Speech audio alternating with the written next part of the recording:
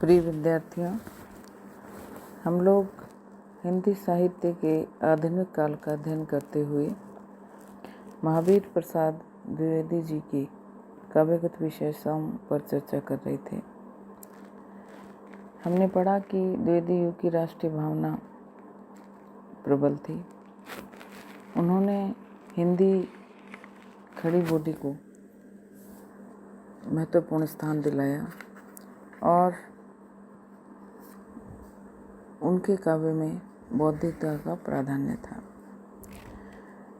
द्विवेदी जी की विशेषताओं की चर्चा करते हुए जब हम आगे बढ़ते हैं तो हम पाते हैं कि उनका काव्य मानवतावादी विचारधारा का पोषक था।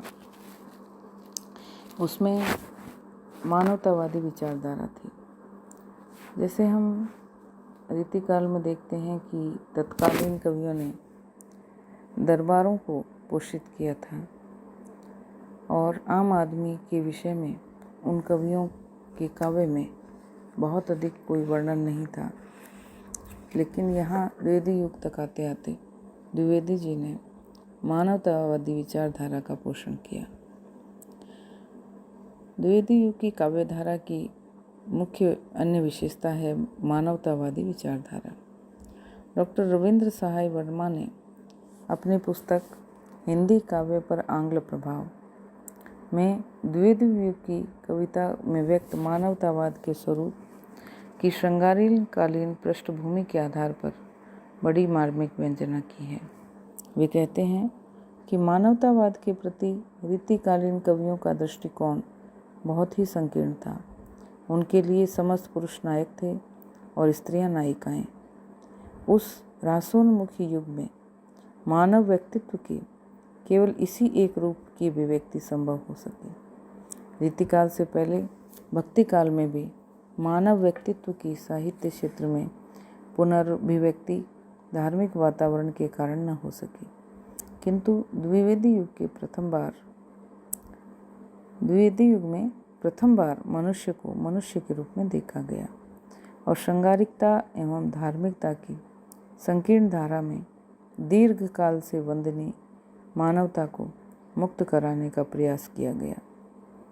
काव्य अब उच्च वर्गीय जीवन मात्र का प्रतिबिंब न होकर निम्न वर्ग के जीवन का भी चित्रण करने लगा। निरंतर शोषण के बीच जीवन यापन करने वाले अशिक्षित कृषक और श्रमिक,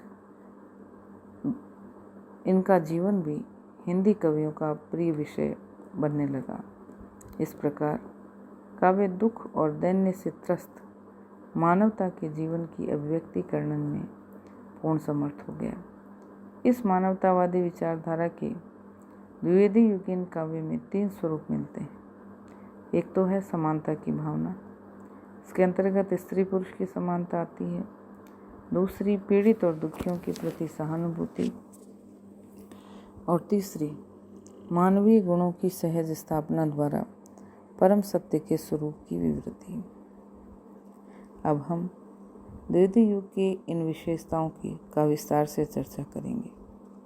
द्विवेदी युग में पहली जो ये विशेषता मानवतावादी विचारधारा के अंतर्गत आती है, उसमें उन्होंने स्त्री और पुरुषों में समानता की भावना को स्थापित करने का प्रयास किया। पीड़ित और दुखियों के प्रति सहानुभूति व्यक्त रखते हुए उन्होंने मजदूरों, श्रमिकों और कृषकों, इनके प्रति अपनी कविता में स्थान दिया और उन्होंने मानवीय गुणों की स्थापना की। नारी स्वतंत्रता और समानता की भावना का जहाँ तक संबंध है, इसका मेल कांग्रेस के मध्यम वर्गीय आंदोलन और उसके व्यापक स्वरूप में ढूंढा जा सकता है। कांग्रेस का आंदोलन समाज की पूर्ण व्याप्ति को आधार बनाकर चलता है। इसमें नारी का योग भी सहज ही प्राप्त हुआ। अब नारी पुरुष के कंधे से कंधा मिलाकर चलने वाली वीर प्रसू के रूप में आती है। इस प्रकार श्रृंगारकालीन नायिका भेद के लक्षण स्वरूपा नारी जीवन की मान्यताएं बदली। नारी स्वातंत्र्य संबंधी भावनाओं का विकास नवयुग की चेतना के विकास के साथ ही हुआ था। अब समानता की भावना दृढ़ हो रही थी और इस समानता की चर्चा नारी के पवित्र भावनाओं का सहज विकास हो रहा था। इस संबंध में प्राचीन रूढ़ियों में भी नवयुग दर्शन का प्रभाव परिलक्षित होता था। नारी की उच्च भावना की अभिव्यक्ति करने वाले द्विवेदी जी युग के जो 4 कवि हैं वो हैं श्रीधर पाठक, रामनरेश त्रिपाठी, अयोध्या सिंह उपाध्याय हरिओद और मैथिली शरण गुप्त। श्रीधर पाठक ने स्त्री जाति के प्रति अत्याचारों की ओर ध्यान आकृष्ट किया और प्रभु से उसमें सुधार करने की प्रार्थना की। श्रीधर पाठक अपनी कविता में लिखते हैं, प्रार्थना अब ईश की सब करहूँ कर जोर, दीन बंधु सुदृष्ट कीजिए बाल विधवा और। श्रीधर पाठक महिला समाज में जागृति चाहते हैं।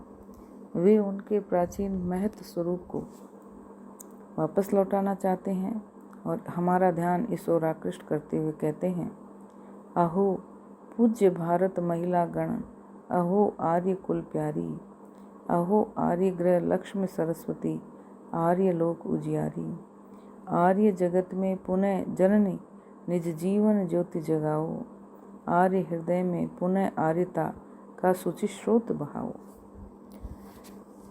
ये द्विवेदी युग की प्रारंभिक अवस्था की भावना का स्वरूप था।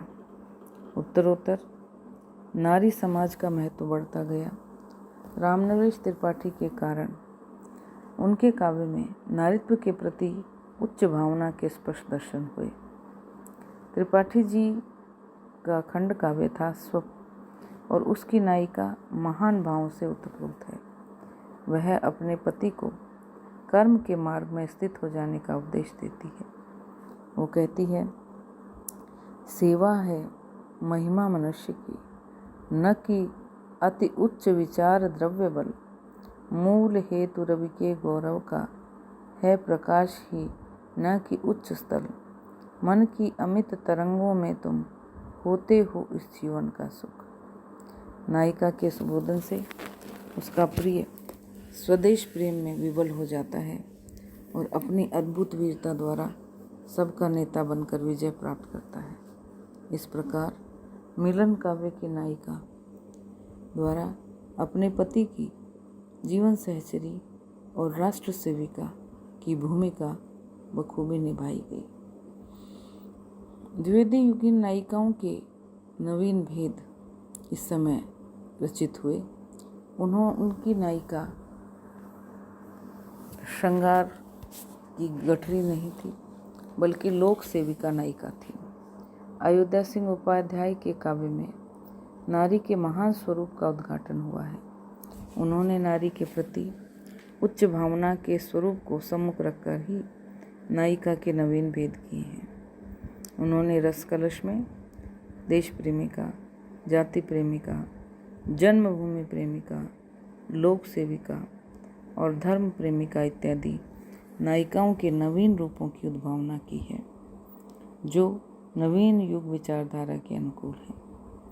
प्रिय प्रवास में राधिका लोक सेविका नायिका है। वह अपने प्रिय से अलग होकर रोती नहीं रहती, वरन समाज की सेवा में ही अपने प्रेम की चरम परिणति देखती है।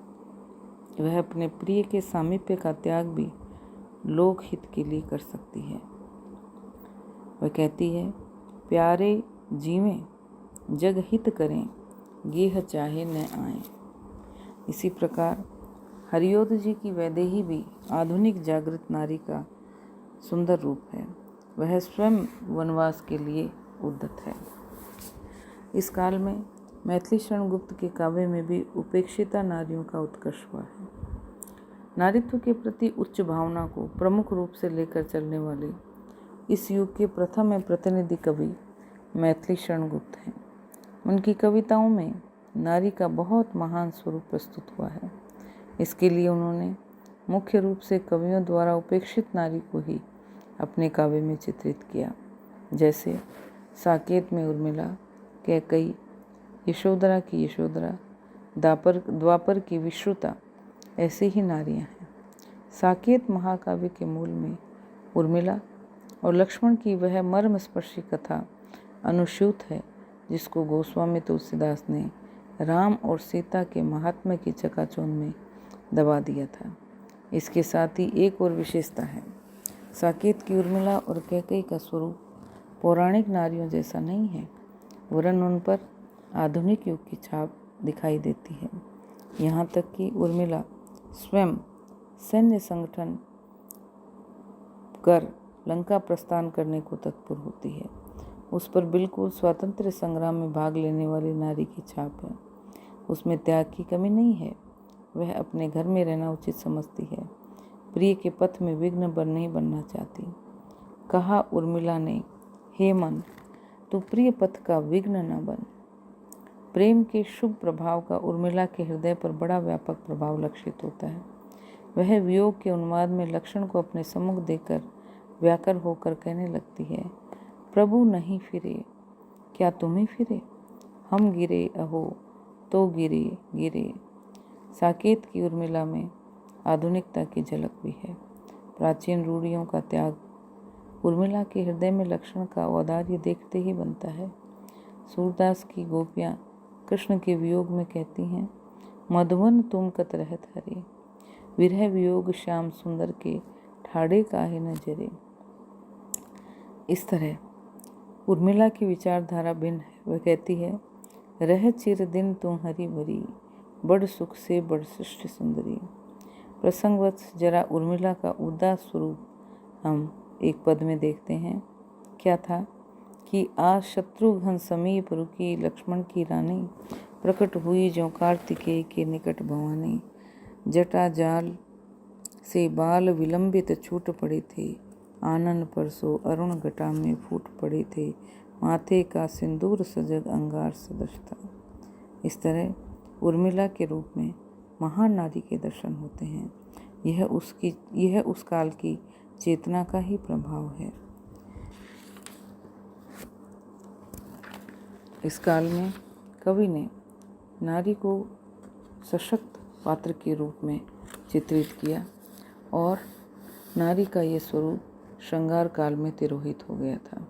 भारतेंदु युग में नारी को फिर नए रूप में देखने का प्रयत्न हुआ और द्विवेदी युग में नारित्व के प्रति उच्च ठोस भावनाओं की स्थापना हुई। गुप्त जी ने यशोधरा में नारी का, युग युग की तपस्विनी नारी का उदात्त चित्र खींचा है। अबला जीवन हाय तुम्हारी यही कहानी, आंचल में है दूध और आंख में पानी। इस तरह गुप्त जी ने यद्यपि यशोधरा में नारी विश्व कल्याणी रूप दिखाया है, परंतु पुरुष के मार्ग का विघ्न नहीं। वह अपनी साधना की विचारिण है और वह अपने पति को क्षात्र धर्म पालन करने हेतु रणांगण में प्रस्तुत कर सकती है। स्वयं सुसज्जित करके क्षण में प्रीतम को प्राणों के पण में हमें भेज देती हैं रण में, क्षात्र धर्म के नाते सखी वो मुझसे कहकर जाते। द्विवेदी युगीन काव्य धारा में नारी भारतीय संस्कृति की मूर्ति है, इसलिए उसमें त्याग, तपस्या और संयम की भावनाएं कूट कूट कर भरी हुई हैं। वह तिल तिल कर मिटना जानती है, लेकिन यशोधरा में पवित्रता है। श्रद्धा के सहारे वह अनेक संकट पार कर सकती है। गुप्त जी की यशोधरा की छोटी सी उक्ति में उसका आत्मसम्मान भी झलकता है।